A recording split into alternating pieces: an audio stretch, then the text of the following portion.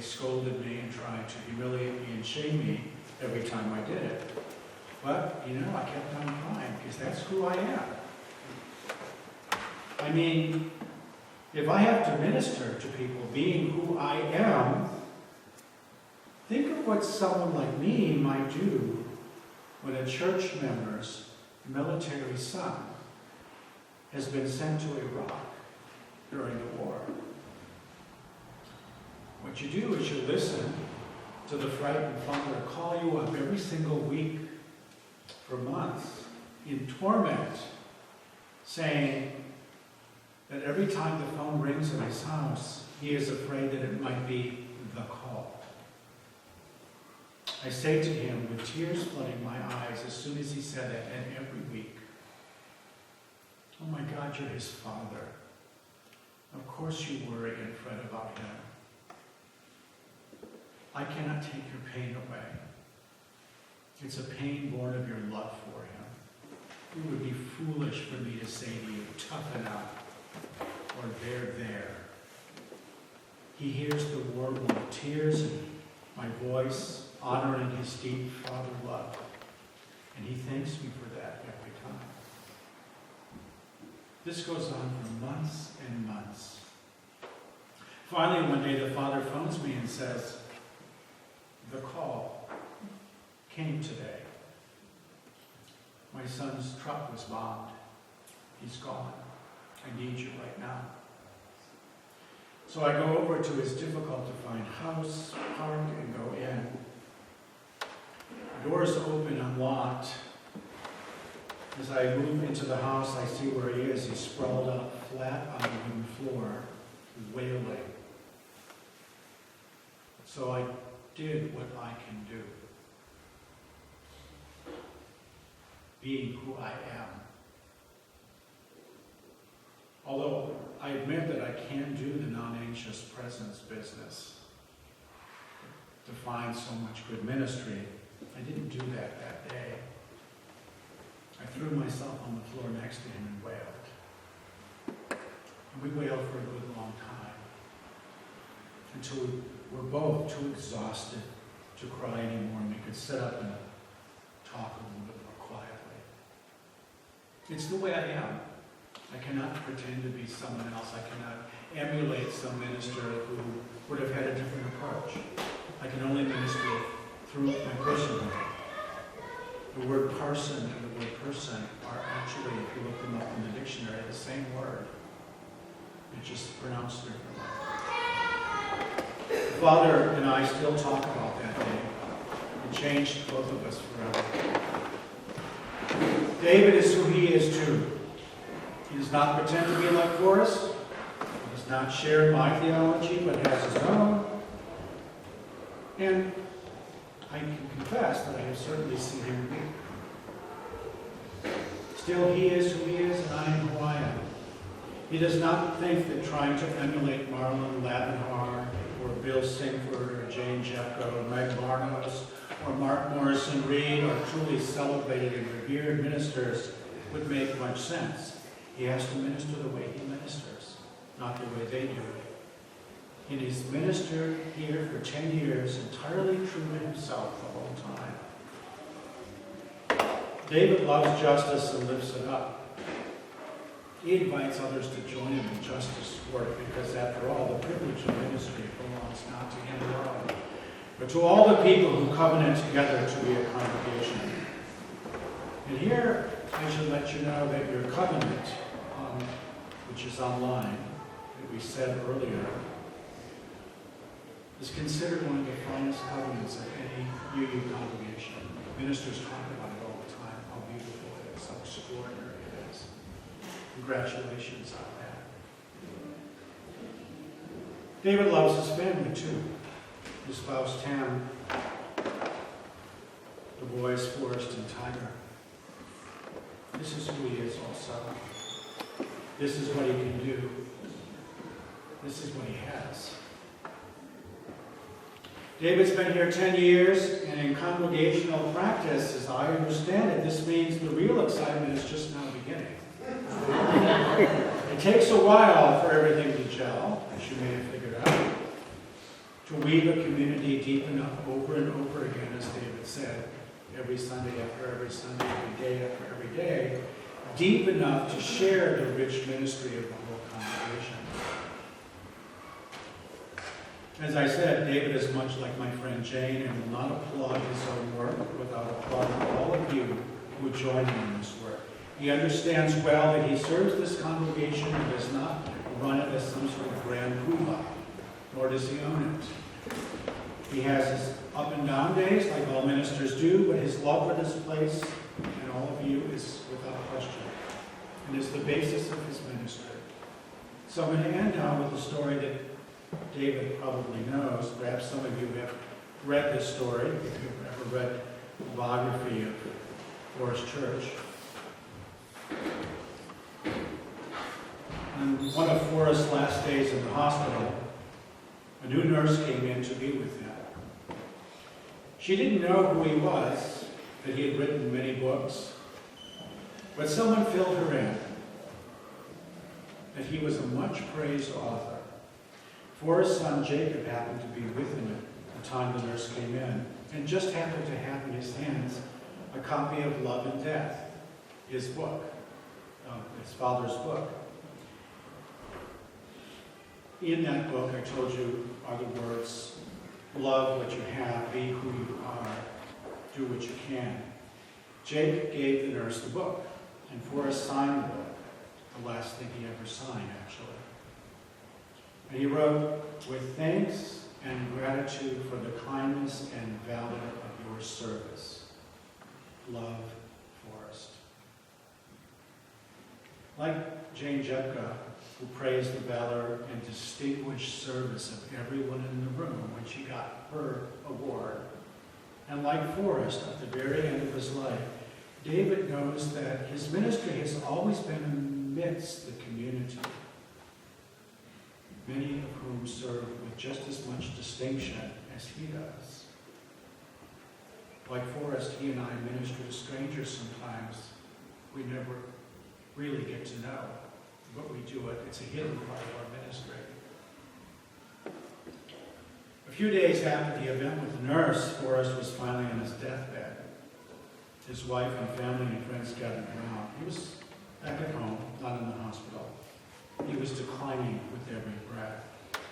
His wife kept on saying, it's okay. It's okay. It's okay. His close friend, Buck Luce, around 6 p.m., suddenly out of nowhere shouted, God bless Forest Church. And at that very moment, his breathing stopped. And Buck Luce at that moment started to applaud. I've never heard a story like this before. Applauding Forest's life. And everyone around the bed joined in the applause. It just seemed like the right thing to do. David, most fortunately, has many more years to go. We can be glad about that. But I think Forrest's story teaches us very well about this present moment of gratitude for 10 years of distinguished service here in Pittsburgh. I say applause is warranted right now. Not just for David's 10 years, but for the ministry you and David have woven together over this past decade, and which will continue to thrive and grow for the coming years. So God bless the Allegheny congregation, and God bless its leader, Reverend Dave.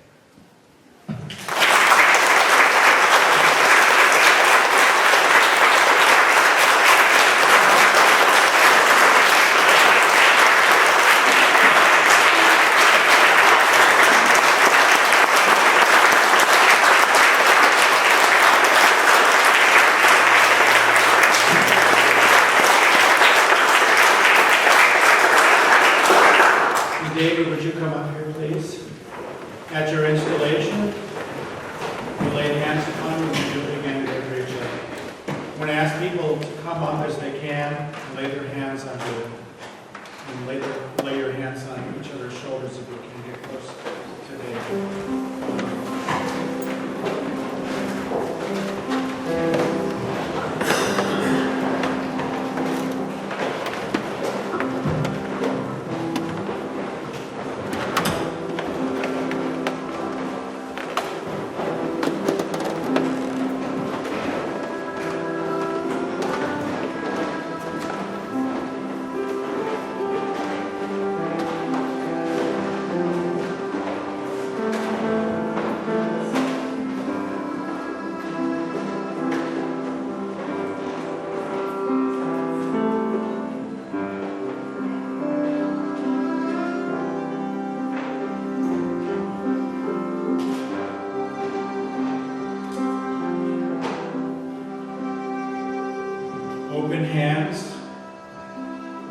no weapons. Open hands, the greeting of peace. Open hands used for applause or accolades. Open hands right now, pressing into David. A glad and sacred confirmation of his ordination and his installation. Love and grace, David, love and grace us all, and give us all power to go forward into the next 10 years. So be it. Amen. Spirit of life, Spirit, come unto me.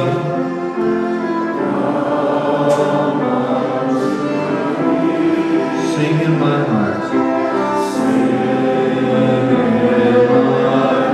All the stirrings of compassion.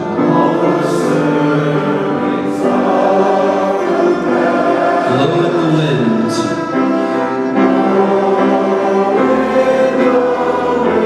Rise in the sea.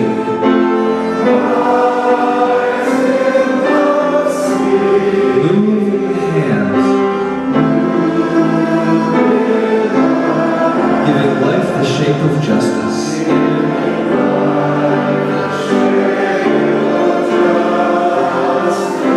Roots hold me close.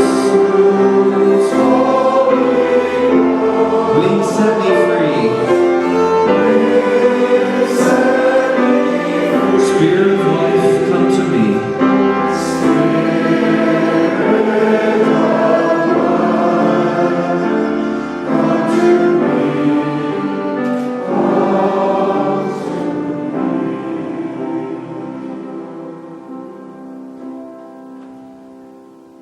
Please return to your seats. We're almost done.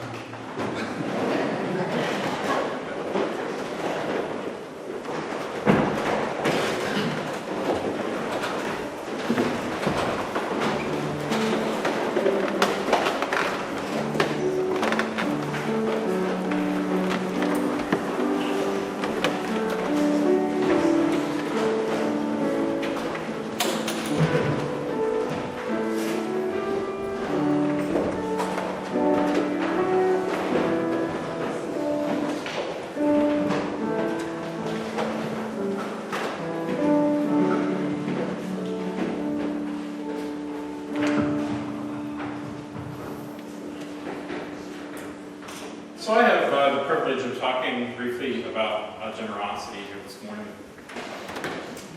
Every summer, the worship ministry has a retreat, which is typically a bunch of hours during a day. And that's the time during the year when we come up with all of the crazy ideas. You know, how can we make worship better? How can we make it more engaging, more transformative? And that's when ideas come up like, well, what if we painted the sanctuary a different color? What if we hung the piano from the ceiling and dropped it down? What if we brought in Elmo on a Sunday morning? See how that went.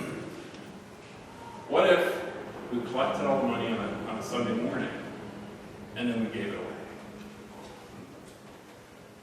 What we talked about at the worship ministry retreat in the summer of 2009 was a book called Worship That Works, and it was a bunch of ideas around how to make worship better. And one of the big ideas that came out of that discussion, and also a bunch of other discussions happening at the church at the time, was how do we change the culture of the church from being one of scarcity into one of abundance and generosity? And the counterintuitive answer to that, the big idea was you give money away. And the more money you give away, the more money you actually, and the more generosity, and the more abundance, and the more you have. And so that was shortly after. It took a little while to work out the details. Can we give it all away? Well, that sounds pretty scary. Let's give half of it away. And so in the fall of 2010, we started something here called Share the Plate, where we give away half of our collection plate every Sunday morning to a community partner. And we made that decision to start that the same fall that we moved Reverend Dave to full-time ministry, which was really a huge financial commitment for the congregation. And really, in my mind, it's one of the proudest things we've accomplished together is doing those things at the same time.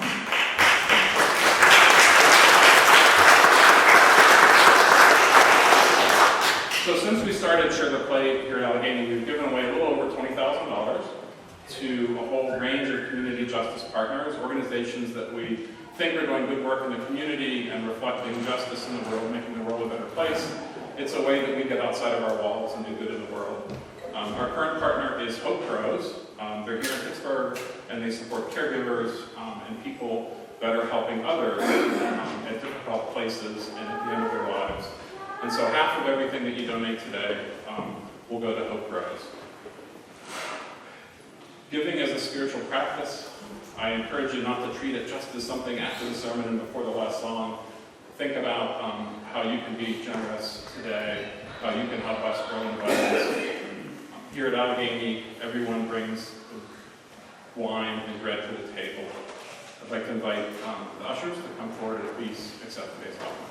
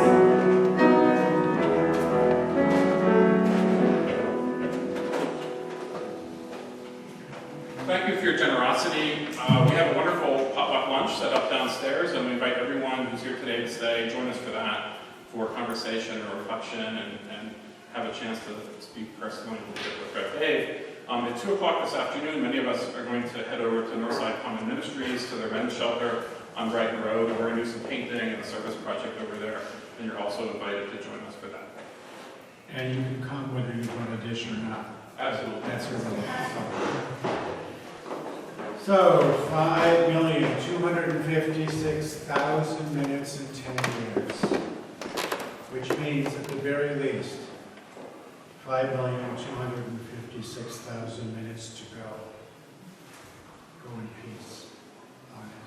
Amen. And as our benediction song, let's sing one that you may know. The only words are, "Let the sun shine in."